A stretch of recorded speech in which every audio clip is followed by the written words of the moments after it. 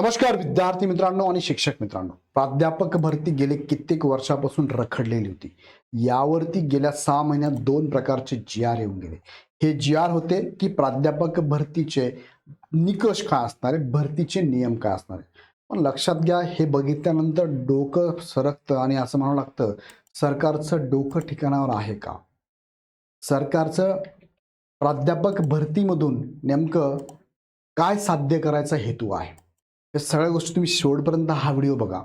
हा व्हिडिओ मी जो सांगतोय, जे तुम्हाला दाखवतोय, ते नीट याच्यावर विचार करा. आणि तुम्हाला पटतंय का? तुम्हाला नाही पटत का? तुमचं मत काय? मला कमेंटमध्ये नक्की नोंदवा. पण हा व्हिडिओ शेवटपर्यंत बघा, कारण शेवटची बातमी सुद्धा तुमच्यासाठी महत्त्वाची असणार आहे. सो हे सगळ्या प्रश्नांची उत्तर मी तुम्हाला देतो.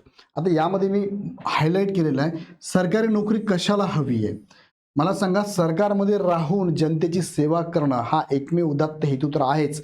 त्याच्यामागे बाकीच्याही गोष्टी आहे. पण तुम्ही जर सरकार थेट जर विद्यार्थ्यांना असं विचारत असेल, कशाला हवी तुला सरकारी नोकरी? तर याचं उत्तर सामान्य विद्यार्थ्याने, ज्याने कित्येक वर्ष अभ्यासामध्ये घालवले आहेत, त्यांनी काय द्यावं? जर सरकारामधून सरकारी मंत्री जर असं बोलत असेल, तर आम्हाला सुद्धा प्रश्न पडतो की कशाला करता राजकारण? मग राजकारणात थांबून काय मिळणार आहे तुम्हाला? असा प्रश्न आम्हालाही पडलेला आहे. तुम्हाला काय वाटतं मला कमेंटमध्ये कळवा. योग्य उमेदवारांवरती 100% अन्याय होणारच आहे. मी हे ठामपणे बोलतो. का बोलतोय, कसा ते मी तुम्हाला सांगतो. तुम्ही माझ्या मताशी सहमत नसाल तर तुमचं मत नक्की मांडा. पण मी जे काय सांगतो नीट लक्षात घ्या. शिक्षण प्रणाली आपली काय सांगते, भरती प्रक्रिया आपली काय सांगते, हे योग्य आहे का तुम्ही ठरवा. जाऊया आपण पुढच्या मुद्द्याकडे. पण एक प्रमोशनल ऍक्टिव्हिटी तुमच्यासाठी आहे. ज्या विद्यार्थ्यांना टीईटी द्यायची असेल, ज्या शिक्षकांना टीईटी द्यायची असेल, अशा शिक्षकांसाठी आपण live plus recorded Drona 9.0 batch चालू केली. ज्या बॅचमध्ये तुम्हाला सेपरेट बॅचेस आहे. ज्या बॅचमध्ये तुम्हाला 5,000 प्लस रिझल्ट देणारे शिक्षकांची टीम असणार आहे. टॉपिकनुसार आणि तुम्हाला लेक्चरच्या पीपीटी स्वरूपातल्या नोट्स पण अवेलेबल आहे. लाईव्ह क्लासमध्ये आणि प्रत्येक शेड्यूल डाऊट क्लिअरिंग सेशन असणार आहे. 350 प्लस टॉपिकनुसार, विषयानुसार आणि फुल लेंथ टेस्ट सिरीज आहे. नवा दिवस नवीन सुरुवात, डाके सरांचं रिफ्रेशमेंट सेशन असणार आहे आणि फ्री महारिव्हिजन सेशन. प्लस तुम्ही जर दोघांपैकी जी बॅच घ्याल, ह्या बॅचमध्ये तुम्हाला बुक किट आणि बॅग फ्री असणार आहे. ज्यांना हे नको असेल त्यांनी ही बॅच घ्या, ज्यांना हे हवं असेल त्यांनी ही बॅच घ्या. सो ह्या बॅचेस तुम्ही परचेस करू शकता. खाली डिस्क्रिप्शनमध्ये ॲप आणि बॅचची लिंक दिली आहे, डायरेक्ट परचेस करा. त्याचबरोबर तुम्हाला पुढे काही अपडेट देतो मी, पण तत्पूर्वी सांगू इच्छितो की प्राध्यापक भरतीमध्ये 3 महत्त्वाची पदं भरली जातात. एक सहाय्यक प्राध्यापक, एक सहप्राध्यापक आणि प्राध्यापक. त्यालाच आपण असिस्टंट प्रोफेसर, असोसिएट प्रोफेसर आणि प्रोफेसर म्हणतो. या संदर्भातला पहिला जी आर 6 ऑक्टोबर 2025 ला आला होता आणि त्यामध्ये ही जी अध्यापक भरती, प्राध्यापक भरती होणार, त्यामध्ये पारदर्शकता आणण्यासाठी कार्यपद्धती विहित केली होती. म्हणजे नियम त्याने दिले होते. हा जुना जी आर आहे, हा आला होता 6 ऑक्टोबरला. नवीन जी आर आला त्यानंतर 11 फेब्रुवारीला नवीन जी आर आहे आणि त्यामध्ये त्यांनी सांगितलं की विद्यापीठांमधील अध्यापकांच्या भरती प्रक्रियेमध्ये अधिक पारदर्शकता आणण्यासाठी कार्यपद्धती विहित करण्याबाबत. आता पहिल्या वेळेस अधिक होतं का नाही माहित नाही आहे. पहिलं होतं अधिक आणि आता अधिक आहे. नेमकं काय बदल केलाय तुमच्या लक्षात आला असेल, कारण याच्यावरती मी ऑलरेडी 2 व्हिडिओ घेऊन बसलेलो आहे. पहिला व्हिडिओ मी घेतला होता बघा, हा व्हिडिओ 3 मंथ ॲगो आहे. 11,000 विद्यार्थ्यांनी बघितला. प्राध्यापक भरतीचा शासनाचा जी आर, नवीन नियम काय, गुणवत्तेला प्राधान्य मिळणार का, हा एक व्हिडिओ होता. आणि दुसरा व्हिडिओ आता 11 दिवसापूर्वी 15,000 विद्यार्थ्यांनी बघितलेला आहे. प्राध्यापक भरती निवड पद्धतीमध्ये पुन्हा बदल, 60-20-20 नियम लागू केला. असे दोन्ही व्हिडिओ मी घेतले होते. ते व्हिडिओ तुम्ही बघितले नसेल तर याची लिंक खाली डिस्क्रिप्शन दिली, एकदा बघून घ्या. मग त्यानंतर पुढे या जुन्या जी आर नुसार भरती प्रक्रियेमध्ये कसं होणार होता, तुमचा ATRचा स्कोअर 75% हवा होता. ATR म्हणजे तुमचं अकॅडमिक, तुमचं टीचिंग आणि तुमचं रिसर्च, याला 75% मार्क होते आणि मुलाखतीला 25% मार्क होते. ज्याची मुलाखती झाली, ज्याला ATRला 50%, 50पेक्षा जास्त मार्क, अशा विद्यार्थ्यांना मुलाखतीला बोलवलं जात होतं. असं पहिला जी आर सांगतोय. नवीन जी आर आला तर नवीन जी आर मध्ये 60-20-20 पॅटर्न केला, ज्यामध्ये शैक्षणिक व संशोधन काम जर असेल तुमचं तर 60 गुण असेल. अध्यापन कौशल्याचा अनुभव कसा आहे तुमचा, 20 गुण आहे आणि मुलाखतीला 20 गुण आहे. म्हणजे तुमची एक्झाम होणारच नाहीये. तुम्ही आतापर्यंत जे काय शिक्षण घेतलेलं आहे, ज्याचा अनुभव तुमच्याकडे आहे, त्याची मुलाखत झाली की तुमचं सिलेक्शन होणार आहे. मला सांगा याच्यामध्ये काय पारदर्शकता आलेली आहे? आता काय तुम्हाला वाटतं सर आहे ना पारदर्शक, असं तुम्हाला वाटत असेल ना, तर अजून व्हिडिओ अर्धा बाकी आहे, पुढे बघा, तुम्हाला कळेल मला काय म्हणायचं आहे. पारदर्शकता कुठे आहे नेमकं? जी आर काढून फक्त जी आरची पारदर्शकता तुम्ही चेक करतात. जी आर कशाला काढतात? दररोज तुम्हाला काम नाही जी आर काढायचं, जी आर काढायचं. वैताग आलाय जी आर, इतके जी आर आले. मी दररोज एक दोन जी आर वर बोलतो. कशाला जी आर चाललंय? मागचा जी आर आला लगेच पुढचा जी आर, त्याच्याच आधारित नाही होत काम याच्यात, काढा पुढचा जी आर. नाही होत काम, काढा जी आर. कुणाचं काम? त्यांचं, ज्यांनी जी आर काढले त्यांचं काम होत नाहीये म्हणून जी आर काढले. तुमच्या आमच्यासाठी जी आर काढलेच नाही त्यांनी. कसं तुम्हाला मी सांगतो पुढे, लक्षात घ्या तुम्ही. आता हे 2 व्हिडिओ त्याच्या कमेंट पण बघा विद्यार्थ्यांच्या काय. 70-80 लाख द्या, सर्व निकषांमध्ये बसणार. ह्या कमेंट 10 दिवसापूर्वी. उत्तम सुपाणे यांचा कमेंट बघा, वस्तुनिष्ठ ऑफलाईन परीक्षा एमपीएससी सारखी झाली पाहिजे तरच पारदर्शकता येईल. आता हे आपल्याला सांगावं लागतंय त्यांना. दुसरं काय? ज्ञानेश्वर, ज्यांच्याकडे पैसे तो प्राध्यापक, अशी पद्धत आहे ही. बघा, त्यानंतर आहे काही संशोधन नाही, स्किल नाही, पैसे द्या आणि प्राध्यापक व्हा. याला सर्वांनी विरोध करायला पाहिजे, नाहीतर गुणवान सोडून नालायक भरती होईल, पेपर आणि मुलाखत घेतली जाईल. बरोबर. लेखी परीक्षा पाहिजे, नाहीतर खूप करप्शन होणार. त्यानंतर निकिता यांचं म्हणणं आहे, एक्झाम घ्या IAS बाकी स्टेट, जसे बाकी स्टेटमध्ये होते exam plus interview, MPSC UPSC RJPSC सारखं, राजस्थान सारखं, असे बरेचसे सजेशन आलेले आहेत. मी सगळं दाखवू शकत नाही, तुम्ही एकदा व्हिडिओ जाऊन कमेंट बघा. सो विद्यार्थ्यांना सांगावं लागतंय, बाबा अशा भरती प्रक्रिया कोणती राबवतात का? प्राध्यापक व्हायचंय तुम्हाला, महाविद्यालयामध्ये शिकवायला जायचंय, तो प्राध्यापक कसा असावा? शिक्षक भरती होती आपली, राज्यसेवेतनं अधिकाऱ्यांची भरती होती, कशी होते? तुमचं शिक्षण जास्त चांगलं आहे, तुमचं लाईफ सिलेक्शन असं आहे का? काही असू दे, शिक्षण एक्झाम देन सिलेक्शन. 12वीला तुम्हाला चांगले मार्क पडले म्हणून तुमचा JEE नीटला नंबर लागतो का?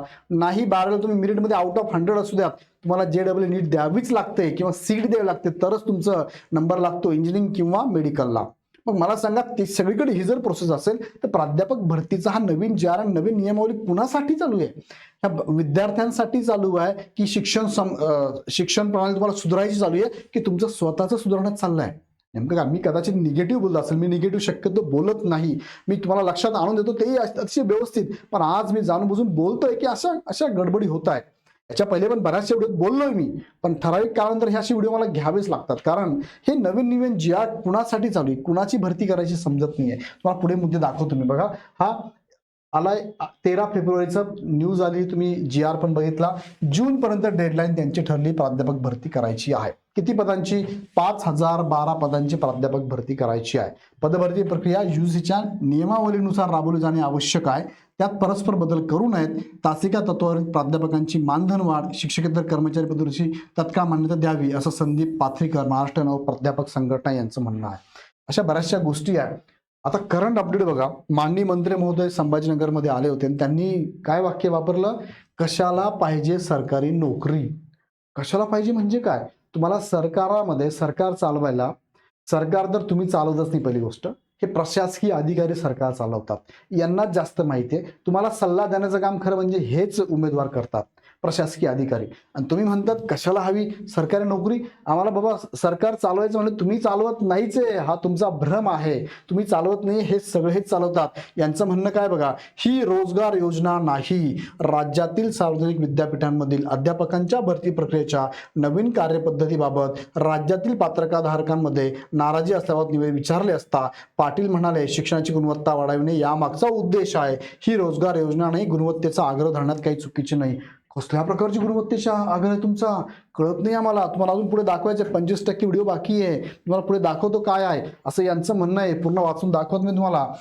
राज्यभरातील प्राध्यापकांची 5612 पदे भरण्यास जून पर्यंतची डेडलाईन, असं यांनी म्हटलेलं आहे. आता बघा ही काय म्हणताय. आता मला सांगा, आतापर्यंत समोर आलेली प्रकरण मी तुम्हाला लक्षात आणून देतो. मी आता तुम्हाला आता ऍक्च्युअली खरं म्हणजे व्हिडिओ आहे, तुमच्या लक्षात मला काय म्हणायचं. मला सांगा, शिक्षक भरती आहे, शालार्थ ID प्रकरण थांबलं का? कुठून चालू झालं? महाराष्ट्राच्या एका कोपऱ्यातून, पूर्व भागातून चालू झालंय, पश्चिमेकडे चाललंय प्रकरण. पूर्ण महाराष्ट्रामध्ये प्रत्येक जिल्ह्यामध्ये धागेदोरे अजूनही प्रकरण चालू आहे.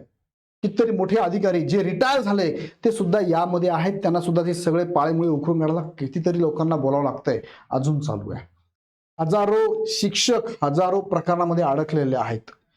हे एक प्रकरण तुम्हाला चांगलं परिचित आहे, मी याच्याबद्दल डिटेल बोलत नाही, याच्याबद्दल माहिती तुम्हाला देतो. दुसरं प्रकरण बघा, दिव्यांग प्रमाणपत्र घोटाळा. आता पूजा खेडकर यांचं प्रकरण झालं. त्या प्रकरणावरनं महाराष्ट्रामध्ये असे कितीतरी अधिकारी सापडले, असे कितीतरी अजूनही कर्मचारी, सरकारी अधिकारी म्हणून कर्मचारी बसलेले आहेत, ज्यांनी चुकीचे दिव्यांगत्वाचं प्रमाणपत्र वापरलेलं आहे. आता आपले मुंडे साहेब आल्यामुळे बऱ्या प्रमाणात त्याच्यात सुधारणा होत आहे, पण कितीतरी सापडत आहे, कितीतरी ज्यांची अर्ध आयुष्य संपून गेलं ते आता रिटायर होण्याच्या तयारीत आहे, त्यांचे सुद्धा इथे घोटाळ्यामध्ये सापडले आणि त्यांना काय निलंबित करावं लागलं. मग यांनी पगार घेतला, तो पगार तो व्याजासहित त्यांच्या जागेवर दुसरा दिव्यांग लागला असता त्याचं नुकसान झालं, हे कोण बघेल? हे प्रकरण कमीत का? मोठं प्रकरण घोटाळा आहे, हा मोठा घोटाळा आहे. तिसरं, सरकारी नोकरी एकाच कर्मचाऱ्यावर किती देणार तुम्ही ताण? सरकारी कर्मचारीच म्हणताय, काय म्हणताय? सरकारी कर्मचाऱ्यांच्या मागण्या 2 लाख रिक्त पद तातडीने भरा, अन्यथा आम्ही काय संपावर जाऊ, असं कोण म्हणताय? सरकारी कर्मचारी म्हणताय.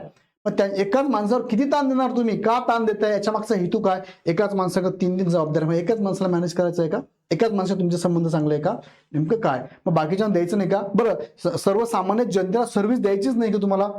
किती वेळ टांगलं ठेवायचं एकाच माणसाकडे? तोही चार्ज. हा माणूस कुठे कुठे जाणार? तिथे नाही गेला तिथे येणार जो सर्वसामान्य जनता, त्याला सर्व्हिस कोण देणार आहे? मग यासाठी तुम्हाला सरकारी कर्मचारी नको आहे का? आणि तुम्ही वरून तोंडवर करून म्हणतात की सरकारी नोकरी कशाला हवी? काय प्रश्न आहेत तुमचे? बघा, त्यानंतर सरकारी नोकरी नको, मग आम्हाला पण प्रश्न पडतो, राजकारण कशाला हवं तुम्हाला? द्या की सोडून. मग आम्हाला तुम्ही म्हणतात ना सरकारी नोकरी कशाला पाहिजे, तुम्हाला कशाला राजकारण पाहिजे? मग द्या सोडून. बरं, आता हे प्रकरण तुमच्या समोर मी आणले, मला सांगा ह्या प्रकरणानंतर तुम्हाला याच्याबद्दल काय वाटतं? हे मुद्दे काय आहेत बघा.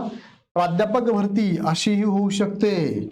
नवीन GR काढा, आणि तो GR त्यांनी ऑलरेडी काढलेला आहे. हा GR त्यांच्यासाठी त्यांनी काढलेला आहे, आपल्यासाठी वेगळाच GR दाखवला त्यांनी.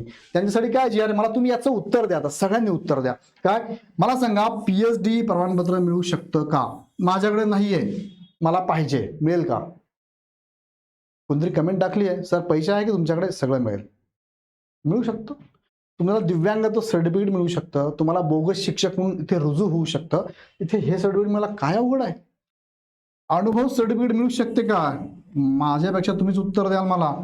अनुभव सर्टिफिकेट कोणाला मिळू शकतं का? मिळू शकतं की नाही? तुम्ही आमच्याकडे मागील 10 वर्षापासून शिक्षक म्हणून शिकवलेला आहे, हा घ्या स्टॅम्प सिग्नेचर. मिळू शकतं का?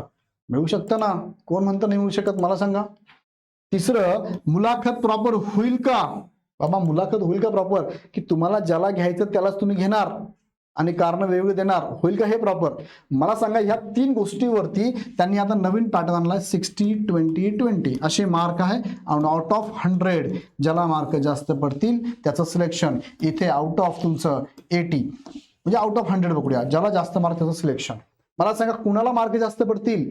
काय निकष आहे? ज्यांच्याकडे PhD सर्टिफिकेट आहे, ज्यांच्याकडे अनुभव जास्त आहे आणि ज्यांचा इंटरव्ह्यू घेतला जाईल. मला सांगा, हे कुणासाठी? मग नोकरीवर असणाऱ्यांनाच संधी मिळणार आहे. कारण जे ऑलरेडी नोकरीवर आहे, ज्यांनी 7 वर्ष, 8 वर्ष, 10 वर्ष, 15 वर्ष, 20 वर्ष ऑलरेडी नोकरी केलेली आहे, त्यांच्यासाठीच तर हा GR, त्यांच्यासाठीच तर भरती आहे. मला सांगा, काहींनी नसेल केली नोकरी तरी त्यांना हे अनुभव सर्टिफिकेट मिळणार आहे. कुणाला? ज्यांच्याकडे पैसे आहे कदाचित त्यांना मिळून जाईल. शक्यता आहे, मी शक्यता बोलतोय. दुसरं काय, नवीन उमेदवारांना संधी मिळणारच नाही.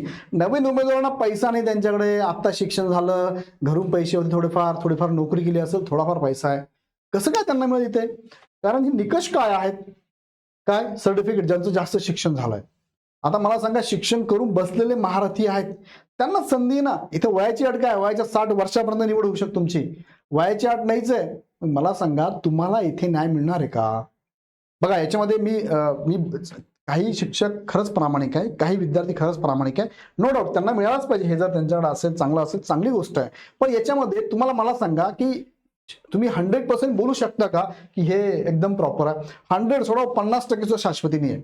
कोणत्याच एक्झामला 100% शाश्वती देत नाही मी, पण याच्यात 50% पण शाश्वती नाहीये. हे जर असं होत असेल तर मला सांगा, मग आतापर्यंत जेवढ्या एक्झाम होतात त्या एक्झाम मध्ये मेजॉरिटी, जेवढ्या मला माहिती, जेवढं तुम्हाला माहिती आहे, मेजॉरिटी एक्झाम मध्ये जे होतं ते कसं होतं? मग इथे प्रॉपर एक्झाम असते, एक्झाम झाल्यानंतर तुमचा DV होतो, मुलाखत होते आणि त्यानंतर तुमची भरतीची प्रोसेस होत असते. इथे असं घडतं का?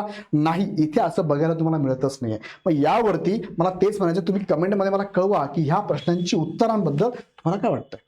सो विद्यार्थी मित्रांनो, हे जे चाललंय ना, याच्यावरती बघा, तुम्ही आपण बोललं पण पाहिजे. कमेंटमध्ये बोला, मला सांगा यावरती तुम्हाला काय वाटतंय. आता जो पॅटर्न आहे ना नवीन, त्यामध्ये शैक्षणिक व संशोधन कामासाठी 60 गुण आहे, अध्यापन कौशल्य 20 गुण आहे आणि मुलाखतीसाठी 20 गुण तुम्हाला देण्यात येणार आहे.